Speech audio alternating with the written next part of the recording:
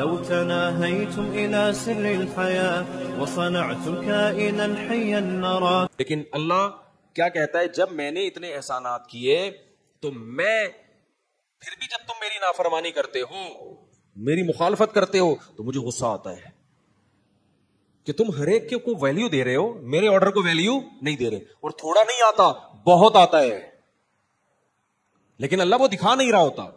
اس کی مثال قرآن مجید میں ہے، 25ویں پارے میں. آپ جا کے دیکھ لیں، میرے تفسیر کے لیکچر بھی اپلوڈ ہوتے ہیں نا، وہ بھی دیکھ لیں. ان الذين كفروا ينادون لمقت الله اكبر من مقتكم انفسكم اذ تدعون الى الايمان فتكفرون. قرآن کے الفاظ دیکھو. حدیث میں آتا ہے کہ جب یہ جہنمی جہنم میں جائیں گے، جلیں گے، عذاب میں جلایا جائے گا ان کو، تو یہ اپنے اوپر غصے سے نا اپنی انگلیاں چبائیں گے. جب انسان کو بہت غصہ آتا ہے، اپنے ناخن چباتا ہے نا کہ یار میں کیا کروں، اس عذاب سے کیسے نکلوں، تو ان کو آئے گا اپنے اوپر غصہ کہ ہم نے کیا ہے. اتنے پیغمبروں نے ہمیں سمجھایا کہ اس جہنم سے بچو، ہمارے پاس علماء کی دعوت پہنچی، پیغمبروں کی دعوت پہنچی کہ برائی سے اللہ کو نفرت ہے، اللہ جہنم میں ڈال دے گا، آگ میں ڈال دے گا. کتنی دعوتیں ہمارے پاس پہنچی، کاش ہم اس دعوت پہ لبیک کہہ دیتے. ہم تو بالکل دنیا میں مس رہے ہیں. بالکل اس کی مثال ایسے، ایک شخص آپ کو بار بار سمجھا رہے بھائی اس راستے سے مت جانا، یہاں ڈاکو ہیں، لوٹ لیں گے، بندوں کو مار دیتے ہیں. آپ کو شوق ہے ادھر ہی سے جانے کا، تھوڑا سا لمبا راستہ نہیں آپ کو سمجھ میں آ رہا کہ یار 10 منٹ زیادہ لگ جائیں گے، لیکن امن کا راستہ ہے، پھر بھی آپ اسی ڈاکو والے راستے پہ جا رہے ہیں صرف اس لیے کہ شارٹ راستہ ہے. ایسے میں ڈاکو آپ کو پکڑ لیں تو آپ کو ڈاکوؤں سے زیادہ کس پہ غصہ آئے گا؟ اپنے اوپر. کہ یار پہلے بتا دیا تھا یہاں ڈاکو ہیں، اور تھوڑا 5 منٹ کم ہو جاتا یہ راستہ، وہ تھوڑا لمبا پڑ جاتا، تھوڑی قربانی دے دیتا، یار میں نے کیا ہے، سن تو لیتا نا میں ان کی. تو ایسے میں غصے سے آپ اپنے دانت چباؤ گے کہ نہیں چباؤ گے؟ تو اللہ تعالیٰ کہتے ہیں کہ جہنمی جب جہنم میں جائیں گے تو اپنے اوپر غصہ ہوں گے کہ یار ہم نے کیا ہے، ہم نے کیوں نہیں اللہ کی باتوں کو غور سے سنا، کوئی ویلیو نہیں دی ہم نے. اتنے علماء نے ہمیں بتایا، قرآن نے بتایا، حدیث نے بتایا. قرآن کو اللہ نے محفوظ کیسا رکھا ہے دیکھو، تاکہ جب قرآن کوئی بات کہے نا تو اس میں اختلاف نہ ہو. دیوبندیوں کا قرآن بھی وہی، بریلویوں کا قرآن بھی وہی، اہل حدیثوں کا قرآن بھی وہی، جماعت اسلامی والوں کا بھی وہی، JUI والوں کا بھی وہی، PTI والوں کا بھی وہی، شیعہ کا بھی وہی، سنی کا بھی وہی، سعودیوں کا بھی وہی، مصر والوں کا بھی. ہر چیز میں اختلاف ہے ہماری. کوئی مسئلہ پوچھو وہ ٹانگیں چوڑی ٹانگیں پتلی، یہاں ہاتھ یہاں ہاں، زور سے آمین آہستہ آمین. اتنے مسئلے. آپ یوٹیوب پہ جاؤ نا، ایک غیر مسلم آج مسلمان ہوا تھے، ہمیں ملے، کہتے پتہ ہی نہیں چلتا یار یوٹیوب پہ وہ پاگل ہو گیا. وہ جامع رشید میں کچھ غیر مسلم آج آئے تھے، ملاقات آج ہی کی بات ہے، کہنے لگے یوٹیوب پہ، جب آپ کہہ رہے ہیں ہم نئے مسلمان ہوئے ہیں، جب ہم یوٹیوب پہ جاتے ہیں وہ کچھ کہہ رہا ہے، وہ کچھ کہہ رہا ہے، وہ کچھ کہہ رہا ہے، کہ سمجھ میں نہیں آ رہا کدھر جا کے سر پھوڑے. تو میں نے کہا میرے بھائی اگر آپ میڈیکل سائنس کے مسئلے میں، اچھا اس کا ہمارے اسکالرس کے پاس جواب یہ ہے کہ جو قرآن حدیث کے مطابق بات کر رہے ہیں اس کی سن لو. تو وہ جواب میں کہتے ہیں ہر آدمی قرآن حدیث کے مطابق ہی دعویٰ کر رہا ہوتا ہے اور ریفرنس بھی دے رہا ہے. آج ہی کی بات ہے، جامع رشید، آج ہی کی بات ہے، آج ہی کا واقعہ بتا رہا ہوں. تو ہر آدمی کہہ رہے کیا کر رہا ہے، وہ تو قرآن حدیث ہی کا لیبل لگا رہا ہے. تو میں نے ان سے کہا، میں نے کہا اچھا مجھے ایک بات بتاؤ، آپ کو اگر باڈی میں جسم میں کوئی مسئلہ ہو، گردے میں پتھری ہو گئی، پین ہو رہا ہے، آپ نے یوٹیوب پہ سرچ کیا، دیکھا یہ کچھ اور طریقہ بتا رہے پتھری نکالنے کا، یہ کہہ رہے کہ کچھ اور طریقہ بتا رہا ہے، یہ کہہ رہے یہ کچھ اور، یہ ماؤنٹ ایوریسٹ کو جیسے بم سے اڑایا جاتا ہے، یہ اس طرح سے پتھری نکالنے کا طریقہ بتا رہے، جیسے پہاڑ ہو گیا نا.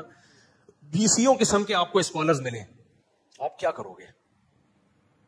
جو وہاں کرو گے نا یہاں بھی وہی کرو. آپ بولو گے ان سب کو بند کرو، باقاعدہ ریلائبل کسی میڈیکل کالج میں جاؤ یا کسی ادارے میں جاؤ، وہاں دیکھو کوئی ڈاکٹر بیٹھا ہے کہ نہیں بیٹھا ہے، یا کلینک میں جاؤ گے آپ اپنے ڈاکٹر سے پوچھو گے بھائی آپ کہاں سے فارغ ہو، کیا سلیبس آپ نے پڑھا ہے. پراپر ڈاکٹر کے پاس جا کے آپ بتاؤ گے حضرت گردے میں پتھری ہے، نکالنے کا طریقہ آپ بتا دیں. یوٹیوب پہ سرچ کر کے کبھی بھی آپ گردوں کی پتھری کو رسک میں نہیں لو گے. ہر چیز کے ماہرین ہوتے ہیں، جب آپ پھنس جاتے ہو تو ان ماہرین سے جا کے پوچھتے ہو. تو میں نے کہا یہاں بھی یہی طریقہ ہے. اتنے بڑے بڑے مدارس ہیں، صدیوں سے چلے آ رہے ہیں، نئی ایجاد نہیں ہے. ان کا رشتہ جا کے صحابہ سے ملتا ہے. یہ اپنی سندیں پیش کریں گے، میں پیش کر سکتا ہوں میں نے کس سے علم حاصل کیا، انہوں نے کس سے، انہوں نے کس سے، اور یہ سلسلہ کہاں جا کے ملے گا؟ محمد صلی اللہ علیہ وسلم تک میں پیش کر سکتا ہوں. حضرت مفتی تقی عثمانی صاحب ہمارے بزرگوں کے بزرگ ہیں، آپ جا کے دیکھو انہوں نے کہاں سے علم حاصل کیا، انہوں نے کہاں سے، پورا سلسلہ ہے. میں نے کہا اس سلسلے میں 2 نمبر لوگ بھی ہیں اور 1 نمبر بھی, جیسے ڈاکٹروں میں 2 نمبر بھی ہوتے 1 نمبر بھی. اس سلسلے کے لوگوں میں آپ دیکھو کہ صحیح کون ہے غلط کون ہے, اور وہ اللہ نے ہر ایک کو اتنی طاقت دی ہے کہ وہ پہچاننا آسان ہے. ورنہ تو بھائی یوٹیوب کی دنیا میں تو کتنے لوگ کافر ہوئے دوبارہ مسلمان ہو کے, کہ وہ اسکالر کچھ کہہ رہے وہ کچھ کہہ رہے دوبارہ کافر ہو گئے. وہ کہہ رہا میں تو کنفیوز ہے, صحیح اسلامی سمجھ میں نہیں آ رہا ہمیں. تو خیر یہ بات میں کہاں سے کہاں لے گیا, کیا بات کر رہا تھا؟ نہیں وہ تو ہو گیا, میں وہ تو جاتی ہے, سند جاری جاتی ہے. میں بات کیا کر رہا تھا؟ ابے نہیں یار, تم لوگ بھی فارغ ہو یار, تھوڑی نیند پوری کر لیا کرو. ہاں یہ واقعہ سنا رہا تھا دانتوں کو چبانے والا, کہ جہنمی جب جہنم میں جائیں گے تو کیا کریں گے, اپنے دانتوں سے اپنی انگلیاں چبائیں گے.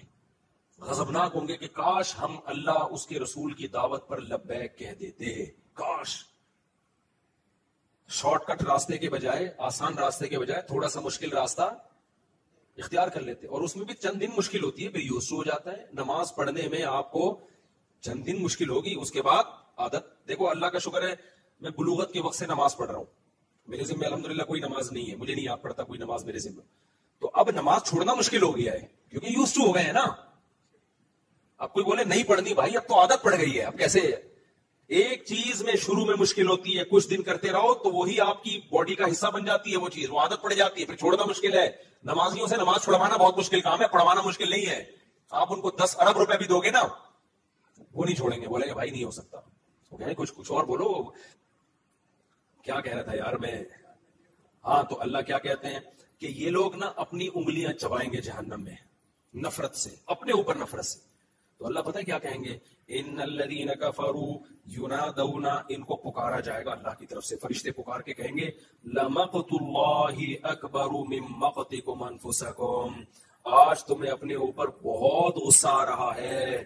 جب تمہیں اللہ کی طرف بلایا جاتا تھا اور تم اگنور کرتے تھے اور کہتے تھے ہٹو, یہ مولوی لوگ آ جاتے ہیں دین کی باتیں کرنے کے لیے, ہر وقت نماز. ملک کی ترقی اصل کیا ہے؟ انگریز چاند پہ پہنچ گیا اور یہ کہہ رہے زنا مت کرو.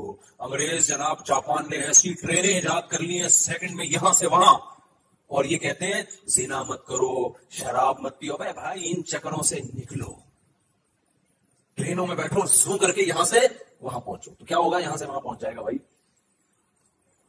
بالآخر پہنچنا تو خبر میں ہی ہے نا. ہم اس کے قائل ہیں کہ ٹرینیں ایسی ہی ہونی چاہیے جیسے جاپان میں. ایسا نہ ہو کہ ہم یہ جو بدحالی ہے ملک میں اس کو ہم اپریشیٹ کر رہے ہیں یا پروموٹ کر رہے ہیں, ان حکمرانوں کو ہم اپریشیٹ کر رہے ہیں یا اس بدحالی کو پروموٹ, ایسا نہیں ہے.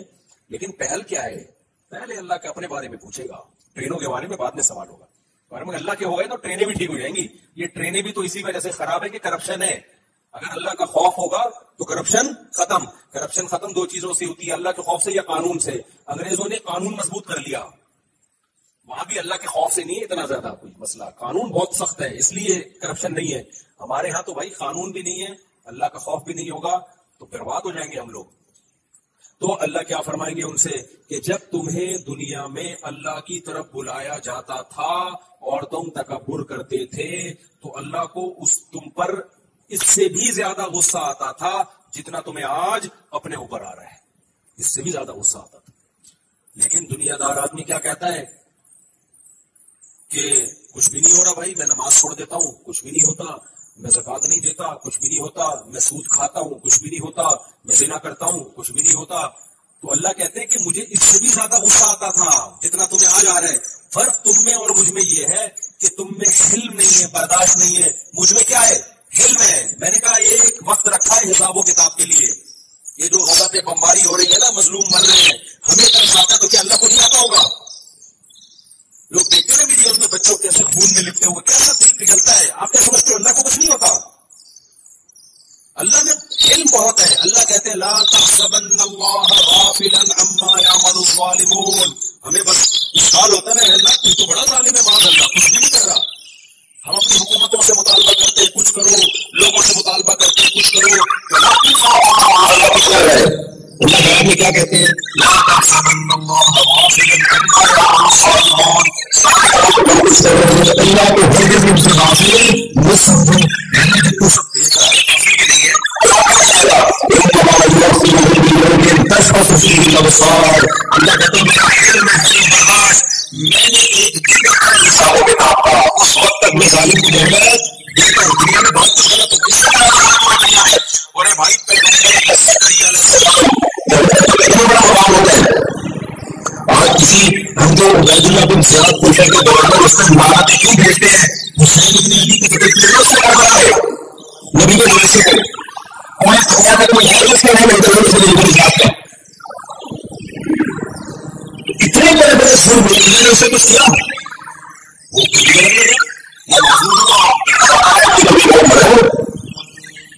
وہ آپ سے کسی انسان کی نبی کے نواسے کے قدم پہ کیا ہوا ہوگا، یعنی کیسا کتنا بڑا چیز ہے. اور وہ گردن کاٹ کے نبی کے نواسے کی آپ نے وہاں سزا لیکن اس بات کی سامنے لا کے رکھی ہے، سامنے لا کے رکھی کیا اس ایسے انسان کو سوال میں کام کر رہا ہے. اور بیٹا کیا کر رہا ہے؟ چھڑی سے آپ کے بیٹوں کو صحابی رسول نے فرمایا کہ بس کا میں نے محمد صلی اللہ علیہ وسلم کو پہلی بار ان بیٹوں کو اپنے ہاتھ رکھتے ہوئے دیکھا ہے. اتنا بڑا مقام ہے کہ ان ہاتھوں کا بہت ہے، اتنا بڑا ظلم ہاتھوں کو کوئی ذکر آیا، کوئی آسمان بنا بڑا ہے بار بار ہمیں تسلی دیتی ہے. اللہ کہتے ہیں اللہ کو غافل اور سمجھو نہ کہ دل میں بتایا. زکریا علیہ السلام کے پیغمبر تھے، کتنے مبارک پیغمبر قرآن میں کیفیت اس کے کیا زکریا علیہ السلام کا. سورہ مریم اٹھا کے دیکھو جس سے پتہ چلتا ہے اللہ کو زکریا علیہ السلام سے کتنی محبت تھی. یا زکریا انا نبشرک بغلام اسمہ یحییٰ زکریا علیہ السلام بوڑھے بیوی کا ساری زندگی اللہ سے دعائیں مانگتے رہے، محراب میں عبادت کرتے رہے ساری زندگی. اتنی محبوب عمر اللہ کہتے ہیں ہم نے زکریا کو بغا کے لیے خوشخبری دی. انا نبشرک بغلام، اے زکریا تجھے لڑکا بھی ملے گا اور اس کا نام ہم پہلے سے بتا دیں یحییٰ ہوگا. اور اس نام کو اس سے پہلے اس کائنات میں کوئی شخص کوئی بیٹا نہیں ہوگا. یہ نام تو سے پہلے ہوئی ہے. اور سیداً وحصورا، وہ سردار ہوگا، انتہائی داخلہ مقام شریف ہوگا. اور کتاب میں بیٹی ہے اس کا نام نہیں ہے. کتنے بڑے فضائل زکریا علیہ السلام کی کہ ان کو ایسے بیٹا مل گیا. اور اس کے لیے وہ کہہ رہے اللہ بڑھاپے میں مجھے کیسے بیٹا ملا تھا، میرے دل کو بات ہے. اللہ جواب میں کیا کہتا ہے زکریا میں نے تمہیں کافی سے انسان بنا دیا تو بڑھاپے میں مجھے رہنے نہیں دے سکتا. اور زکریا کو یہ پروٹوکول کیوں دے رہا ہوں؟ زکریا اور اس کی بیوی نیکیوں میں ایک دوسرے سے بڑھ چڑھ کے حصہ لیا کرتے تھے. اور 44 پہلے وہاں پہ جا کر اللہ سے جنت مانگا کرتی تھی اور جنت سے کرا. انبیاء لوگوں کی ساری صفات کس کی تھی؟ زکریا علیہ السلام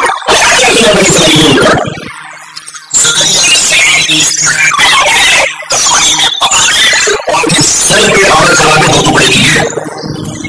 کوئی ایسا بڑھ جائے اللہ کی طرف سے وہ سمجھ نہیں آئے گا. بیٹھا ہوگا اس کو صحیح نہیں ہوگا ربی نہیں کہہ رہے کہ تمہیں پیغمبر کو تم نے اس طرح سے کھیل دیا. اللہ کہہ رہا ہے ہمیں تو اللہ کس کے پاس ہے؟ میرے پاس.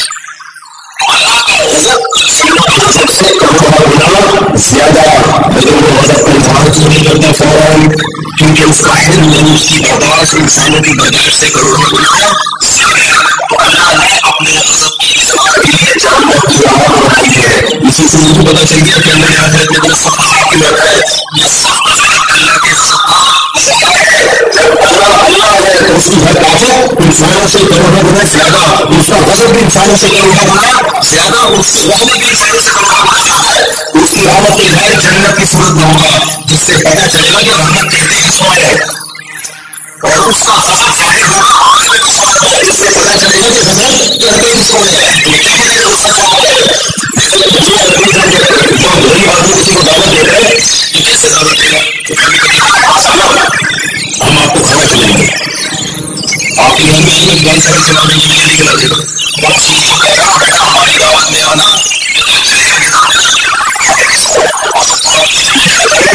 وہ جب ناراض ہو جائے گا وہ کہتا ہے بیٹا ابو کی قولی ہے جب میں یہ ٹچ کروں گا تو مجھے پتا چلے گا میرا انسان ہے کیا. کیونکہ انسان اس لیے تو اللہ نے آگ میں چڑھانے کا انتظام کیا. اللہ ہم سب کو آگ سے بچائے. یہ آگ کیا ہے؟ اللہ کی غضب کا اظہار ہے. یہ چیز مجھے کہاں جاننا میں آپ کو ایسے ہی ہوگا. اللہ کہتے ہیں جب تم چباؤ گے اللہ کہتے ہیں جب تمہیں اللہ کی طرف بلایا جائے گا تو آج ہمیں اپنے اوپر جتنا غصہ آ رہا ہے ہمیں تم پر اس سے بھی زیادہ اس کا غصہ پتہ چھوڑو تم نے نہیں رہے تو جواب کیا کہیں گے عمر کا نہیں اور آخر کا نہیں اللہ تم نے ہمیں دو دفعہ موت دی ہم نے بھی آگے سے دیکھ لیا یہ موت تمہاری گھر سے ہے تو کیا ہوگا اور پیدا کر کے دنیا میں مارا موت کی دو خبر دیکھی ہم نے اصل تو ہمیں دو زندگیاں دی ایک زندگی تو ہم نے دیکھی تھی دوسری ہماری سمجھ میں نہیں آتی تھی کہ اور بات ہوتا تو کون پیدا کرے گا دوبارہ کیسے پیدا ہوں گے تو پھر اتنی بہتری بتا رہے ہوں گے جو باپ بچے زندگی دے سکتا ہے وہ دوبارہ زندہ کیوں نہیں کر سکتا تو کہیں گے ہم نے دوسری زندگی کر دیا کیسے دیکھیں ماننے کے سب لیکن اس کو ماننے کا کوئی فائدہ نہیں ہوتا. تو اس لیے میرے بھائی اللہ کی نظر میں سب سے زیادہ ویلیو کس کی ہے؟ اللہ کے ہے. ہوا و حرص والا دل بدل دے میرا غفلت میں ڈوبا دل بدل دے.